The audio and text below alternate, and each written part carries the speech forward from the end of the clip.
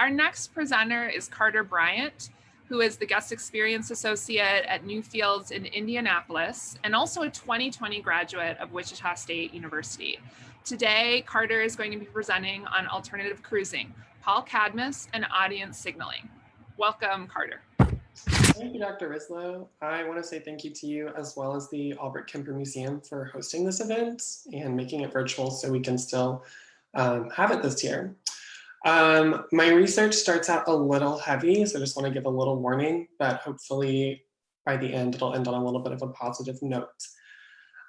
So queer identities in America have been targets of persecution and prosecution since the country was founded. Early on, the federal government passed anti-sodomy laws to criminalize queer sexuality, therefore invalidating queer identities.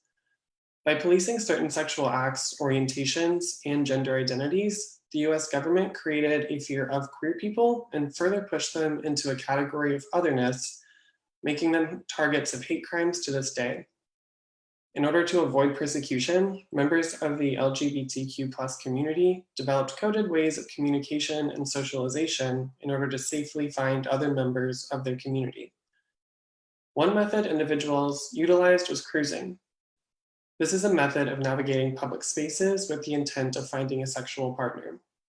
In this presentation, I will touch on an alternative type of cruising closeted gay men used and how American painter Paul Cadmus painted for a queer audience and contributed to create a sense of community and validation while avoiding persecution from heterosexuals. His work was frequently found highly provocative, yet he was able to avoid persecution from the law. I will explore commentary from critics on some of his pieces, how different audiences likely received his work, and investigate queer media censorship during the mid-20th century. I take a semiotic approach with his work, using my code as a previously closeted gay man. Cadmus was born in 1904 to a family of commercial artists who encouraged his studies at the National Academy of Design and the Art Students League. Despite his commercial success, his career left him unfulfilled. Cadmus decided to abandon commercial art and spent his savings on an extended vacation with his lover and fellow artist, Jared French. The two artists resided in Majorca, just off the coast of Spain, and traveled throughout Europe between 1931 and 1934. During these years, Cadmus collected prints of Italian Renaissance and neoclassical artworks and referred to the art he experienced as his main inspiration. He was particularly drawn to depictions of musculature and idealized forms. Cadmus painted his most well-known, the Fleetsin, in 1934 at the end of Prohibition in the United States. This painting has references to long-running traditions in queer culture, such as cruising and gender fluidity. It also attributed to launching his career due to the press covering his censorship across the nation. During Prohibition, speakeasies were underground places of respite for all who wanted to partake in alcohol consumption. This created an amalgamation of identities occupying underground bars and clubs. Queer performers found a temporal stage of tolerance and even celebration for their contributions to entertainment through pageantry, balls, and drag performances in the hidden nightlife scene. This nightlife scene relied heavily on the queer BIPOC community. However, white performers saw more celebration than their BIPOC counterparts and gained more traction in the entertainment business. New York City's Greenwich Village was a hub for this kind of entertainment, and some performers even found themselves in the mainstream canon of entertainment. Jean Mallon was one of the most well-known performers during this time, and they fit the pansy archetype. Typically speaking, pansies were men that were easily identifiable as gay by their flamboyant behavior, quick wit, and slim build. Pansies remained visible in society, however disappeared from mainstream entertainment quickly after drag performers were banned from bars in New York after the end of Prohibition, and the Association of Motion Picture Producers cracked down on content deemed indecent in films. Cadmus lived in a tumultuous time for members of the queer community. He saw the tolerance found during Prohibition disappear when alcohol was legal again and queer people were not allowed in most bars. He witnessed attacks targeting queer identities through legislation, blackmail, and physical harm. Some attacks were even lethal, such as the high-profile murder of Harvey Milk in 1978. The federal government and many heterosexual members of the general public fought against the organizing of the queer community, For many years, any level of organizing was kept small, quiet, and mostly isolated from city to city, and was only identifiable to the participants who recognized certain semiotic codes. The law was harsh to those who were out, so for many individuals, the identity came with fear, shame, and confusion. Given the state of the queer community, or lack thereof, the importance of queer representation in images cannot be overstated. A new type of media began to circulate in the 1950s and 60s that caught the eyes of gay men and the United States Postal Service. Male physique magazines rose in popularity among gay men. These magazines were clever in their marketing. They claimed they were centered on fitness and bodybuilding, hence the displays of muscled men flexing and posing with just a skimpy strap covering their genitals. Some gay men would collect issues and adorn the walls of their houses with pages from these magazines as signifiers to other gay men, but could claim to be a bodybuilding enthusiast to a heterosexual counterpart. There were safe signs hung in private homes or bars in some larger cities that signified a queer space. A few publishers also offered pen pal services that were extremely popular. They had participants send in their information as well who they would like to be paired with, selecting from a list of professions ranging from truck driver to hairdresser. These pen pal networks provided one of the first methods of safe communication for queer people outside their immediate vicinity. Many participants wrote in from rural areas searching for like-minded individuals in bigger cities.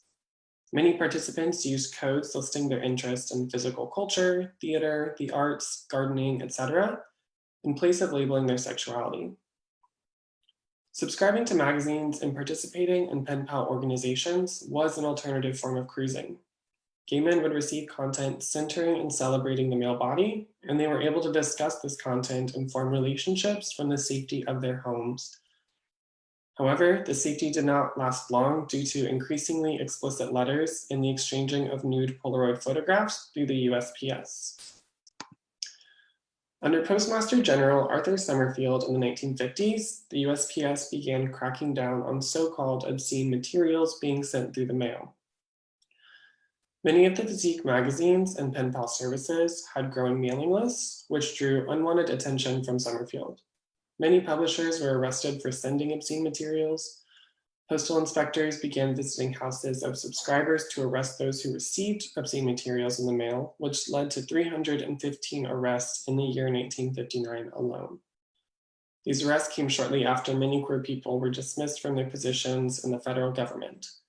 In 1950, nearly 600 federal workers were fired or stepped down due to circumstantial accusations of homosexuality.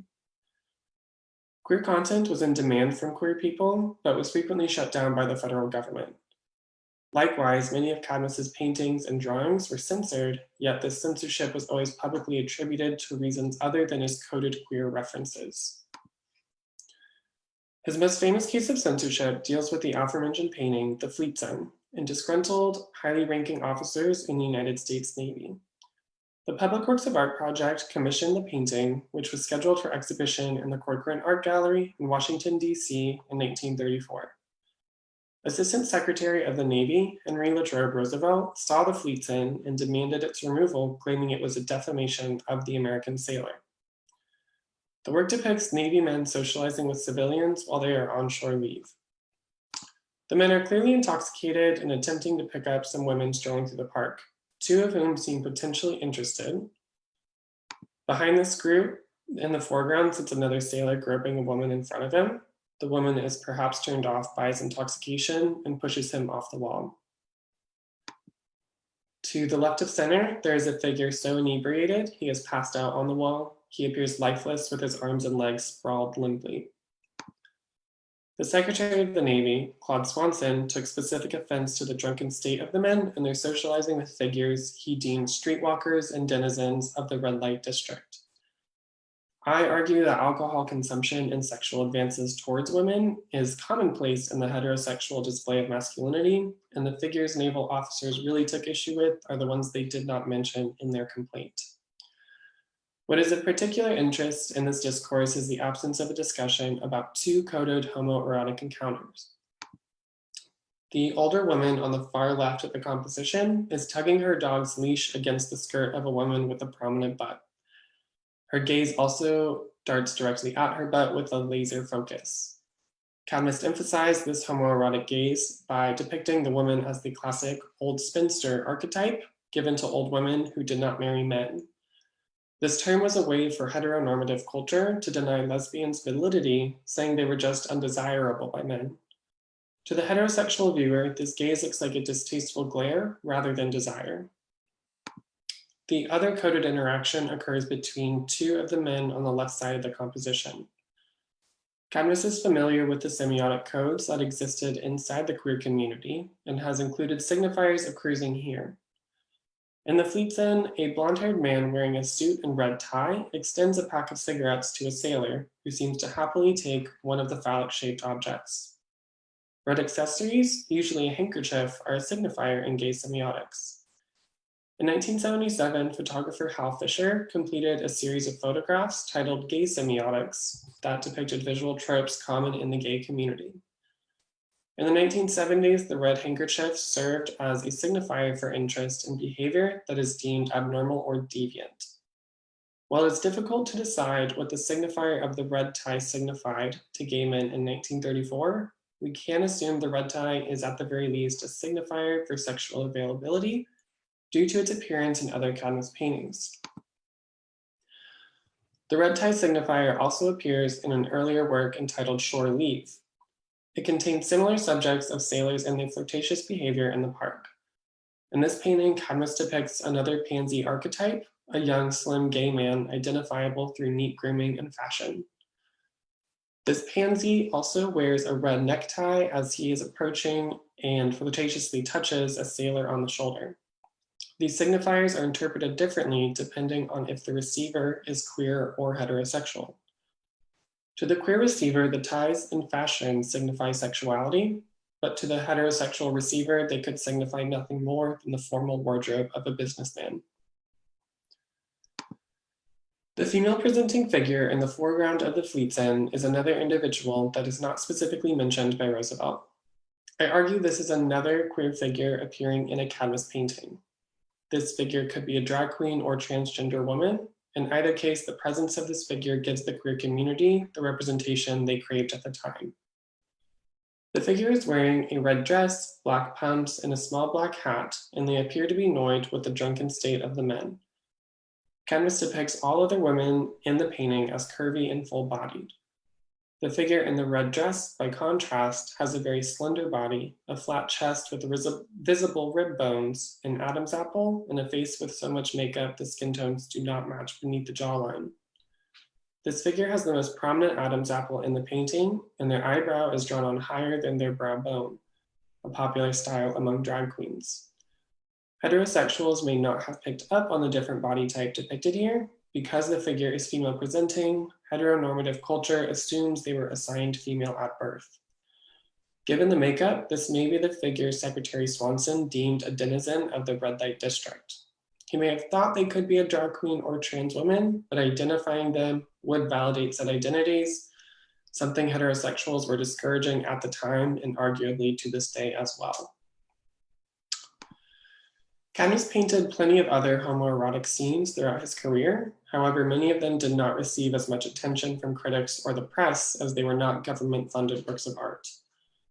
In YMCA Locker Room, the artist signifies the desire for homoerotic interactions by an imagined interior painting containing many sexual advances. It is clear this setting is important to Cadmus as he painted the scene from memory while he was in Majorca. He said he frequented the YMCA and its locker rooms during his time in New York.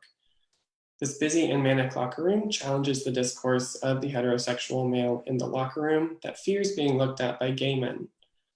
Cadmus has created a room where interactions among nude and nearly nude men are accepted, normalized, and integral to the experience in this space. While analyzing the scene, there are 3 specific interactions that signify homosexual advances. On the far left, a fully clothed man lifts a towel off a half-dressed man who is applying deodorant. The towel appears to have been covering the male's genitals, making this a rather forward approach to express interest, but the half-clothed man seems unfazed by the action. In the center, the nude man dressed only in socks and a hat swivels around to view someone behind him, while the man to his left overtly stares at the man's exposed body. And finally, in the back of the composition, a young man is seated with his legs spread. The man flirting with him is dressed in overalls with nothing underneath.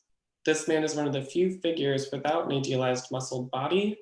Cadmus is depicting the bear and pansy archetypes in this flirtatious interaction, appealing to specific fashion and body types in the gay community. Cadmus is using a variety of signifiers in his painting. The scene takes place in a gendered space, a male locker room. Locker rooms and bathhouses have been frequently depicted by queer artists. Both of these places signify homoerotic encounters to gay men, as nudity is an integral part of these same-sex spaces. Traditionally, single-sex spaces have been a setting of sexual desires and fantasies for queer people, but the locker room holds special meaning because it directly relates to the gym and the ritual of exercise. As previously demonstrated by the usage of physique magazines to signal safe queer spaces, there was an elevated level of desire and fetish for muscled bodies in the gay community. I argue this painting did not alarm the heterosexual public for a variety of reasons. First and foremost, this painting was not government commissioned and did not receive nearly as much press as the Fleetson. Secondly, Cadmus was always specific and limited to his artistic inspirations, saying he drew from a handful of artists in the Italian Renaissance. Jean-Auguste Dominique Ingres was one of the few artists that Cadmus identified by name and directly referenced throughout his career. Cadmus's YMCA locker room has strong ties to Renaissance paintings seen in the one-point perspective depicted in the ceiling. The socialization of men in this painting seems to reference Ingres' painting, The Ambassadors of Agamemnon in the Tent of Achilles, with a cluster of nude muscular men looking at each other in casual conversation. Ingres' painting references ancient Greek and Roman societies where homosexual interactions were tolerated at the very least, and in some cases exalted. Another Cadmus painting depicting a queer scene is Sleeping Nude, which contains his male model falling asleep on the couch with a book by his feet that has Ingres on the cover. This model's pose is a direct reference to Ingres' painting La Grande Odalisque. By referencing these paintings in his work, Cadmus is giving his paintings validity because they call on significant paintings in the canon of art history. Because of their academic references, he is able to validate queer scenes while avoiding the censorship physique photographers faced from the federal government. This strategy continued throughout his entire artistic career as he continued to create work that celebrated the male nude.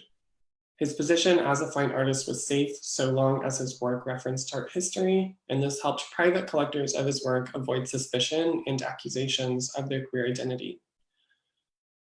Many of these paintings by Cadmus and other queer artists that depicted homoerotic scenes served as alternative methods of cruising for gay men. An example of this is documented by Simon Auffield through his recalled cruising practice in the 1980s. Auffield claimed homosexuality became a spatial practice for him. He recounts navigating used bookstores and thumbing through art books searching for erotic content of his liking. Visual forms of desire were rarely found in his case, so he frequently partook in writings that included homoerotic storylines. Auffield says many novels held homoerotic storylines, and he would frequently associate visual artwork by queer artists with the written homoerotic scene, forming a more complete sexual fantasy. Auffield's methods and end goal of cruising are the same as the more widely known practice of cruising, where one seeks a physical partner. Both practices require navigating spaces and searching for a partner or for media in order to fulfill sexual desires. However, the searching for a physical partner requires both participants to be confident in their identity as queer individuals, as well as their sexual desires.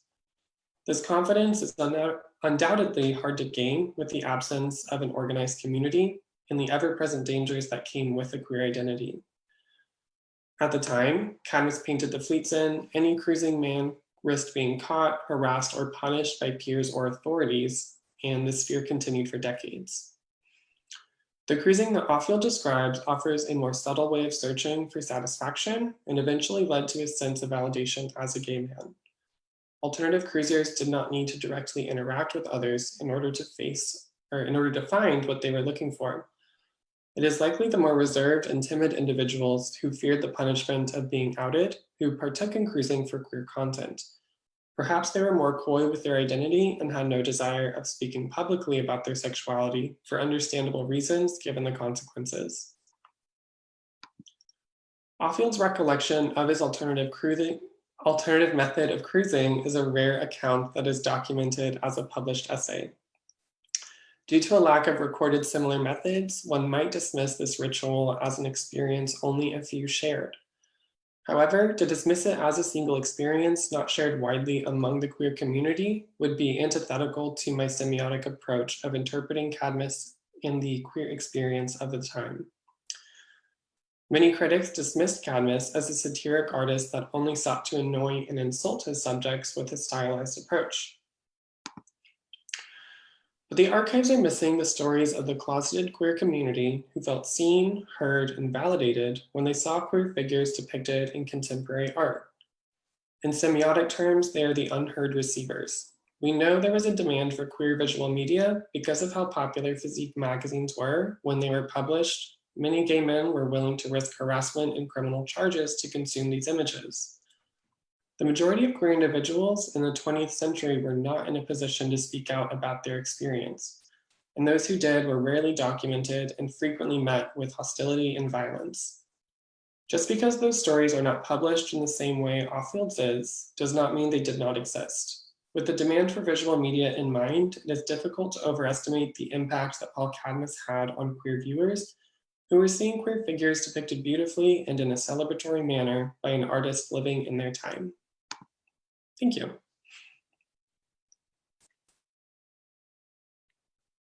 Thank you so much, Carter. I first want to just commend you on your incredibly close visual analysis. I mean, with both of these images that you have up right now, I was seeing things, or you were seeing things that I did not see at first glance. And so I appreciate the way that you walked through in that realm, and it was, I thought it really supported what you were arguing. So we've got some great questions in the chat. So one actually refers specifically to that locker room painting. So who is the intended audience for that one? Yeah, that's a good question. That was one that he painted kind of on his own while he was traveling. So it could have been one that he was painting to kind of like remind him of home. But I also think he consistently painted for a queer audience. When I was reading about his work,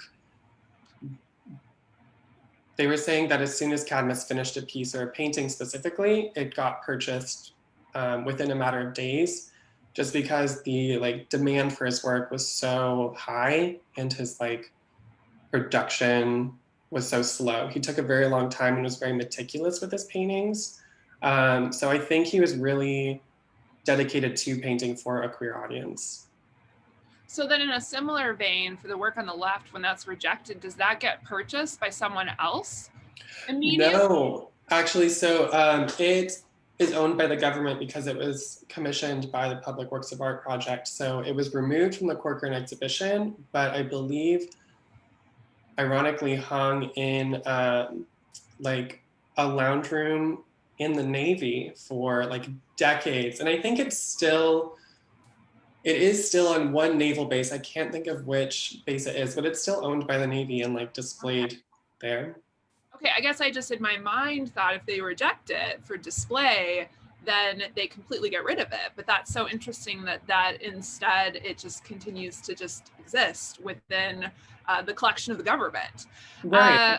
Yeah, so can you talk a little bit more about the critical or scholarly reception of these two works by critics and scholars at the time?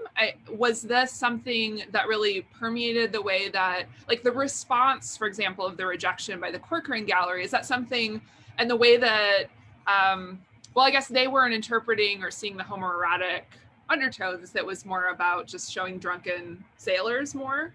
that it was rejected, right? So how do critics and scholars at the time see them? Are they seeing the homoerotic elements that are present as well? So part of the reasons I use semiotics in my analysis is because I think the things that are not said in their critiques of the paintings are just as important as their complaints that are listed. So they could have observed those queer interactions, but they might not have just voiced them because they were so uncomfortable with the topic. Most of Cadmus's paintings, including both of these, were received by the public, especially, as very insulting because they were saying that he was painting caricatures of specifically New Yorkers because he painted a lot of New York scenes.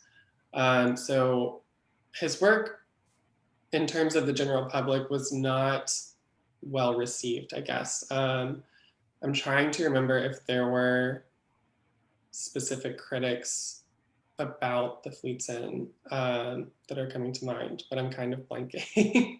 Well, because it's just, you know, and especially when that is one that was rejected, it's intriguing to think about, okay, well, what were the art critics at the time and the scholars of art history actually saying in response to it? Yeah, And maybe they weren't saying, I don't know. Well, news clippings, the media in general, I don't know about critics specifically, but the media at large was very upset with the censorship. And that was Cadmus really repeatedly in this biography that I read about him, thanked the naval officers that censored that painting because he just kept saying that it was because of those people that his career got to the level that it did, because that was really the first time he was in any sort of spotlight. The public in general was angry at the censorship, but they also weren't particularly happy with the content. So it was kind of an interesting mix of emotions there.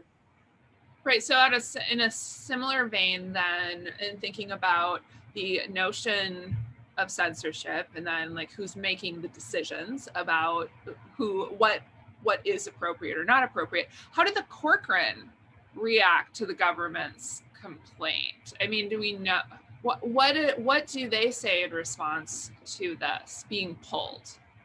I actually did not come across any specific statements from them in my research materials. There were many angry quotes from government officials about the painting, but no statements from the gallery itself on the removal. So I'm not sure. Okay, I think we have time maybe for one more. These queer archetypes seem to have a long persistence. Do you still see examples of pansy figures in today's culture? Yeah, absolutely.